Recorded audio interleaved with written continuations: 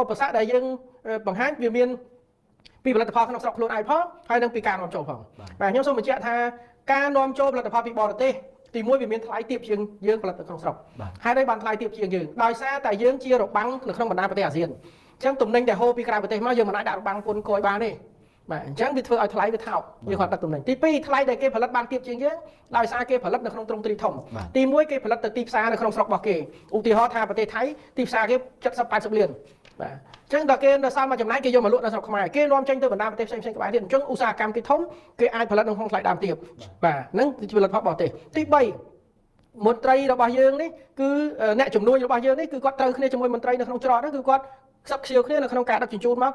ក្រៅផ្លូវការមួយចំនួនបាទដែលធ្វើរួមចំណាយធ្វើឲ្យថ្លៃវាកាន់តែទាបដែលយើងបានដាក់របាំងបានបាទហើយរបាំងភូតគាមអនាម័យរបស់យើងអត់បានដាក់បារះនឹងព្រំដែនទេបាទចូលមកទាំងអស់អញ្ចឹងរបាំងមិនមែនពុននេះគឺជារបាំងមួយដែលរៀបរៀងមិនឲ្យផលិតផលបរទេសហ្នឹងអាចចូលមកបានដើម្បីធានានៅក្នុងស្រុកបាទក៏ប៉ុន្តែពេលខ្លះដោយសារតែនៅក្នុងស្រុកយើងបំពេញតម្រូវការអត់បាន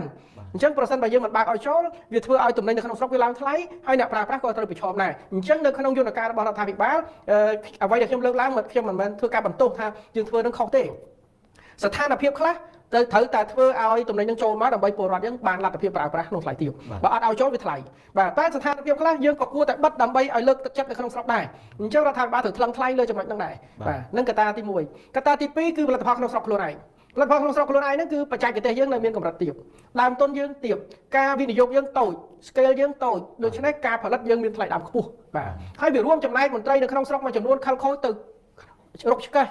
គៀងករលុយក្រៅផ្លូវការបន្ថែមទៀតដែលធ្វើឲ្យថ្លៃដើមផលិតកម្មកាន់តែខ្ពស់អញ្ចឹងចុងក្រោយទៅអ្នកផលិតនៅក្នុងស្រុកមិនអាចទៅប្រកួតប្រជែងជាមួយទំនិញនាំចូលបានវាធ្វើឲ្យទំនិញនាំចូលទៅដើមទីផ្សារយកហើយវាបាត់បង់ទំនុកចិត្តអញ្ចឹងដើម្បីលក់ឲ្យបាននឹងថ្លៃប្រកួតប្រជែងមួយបរទេសទំនិញបរទេសអ្នកផលិតនៅក្នុងស្រុកគាត់ត្រូវបន្ថយគុណភាពដើម្បីថ្លៃទាបដល់គាត់បន្ថយគុណភាពធ្វើឲ្យបាត់បង់ទំនុកចិត្តរវាងអ្នកប្រើប្រាស់ព្រោះអ្នកប្រើប្រាស់ឃើញថាឲ្យតែលឺផលិតផលខ្មែរមិនសូវល្អបាទអាហ្នឹងជា perception ជាទស្សនៈទានដែលកើតមានពីមុនកន្លងមកអញ្ចឹងដើម្បីជំរុញអាការផលិតហ្នឹងគឺត្រូវផ្លាស់ប្ដូរទស្សនៈទានហ្នឹងអញ្ចឹងការផ្លាស់ប្ដូរទស្សនៈទានហ្នឹងត្រូវ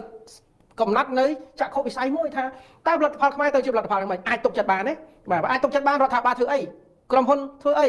ជាពលរដ្ឋធ្វើអីដើម្បីរួមគ្នាបង្កើតភាពទំនុកចិត្តផលិតផលក្នុងស្រុក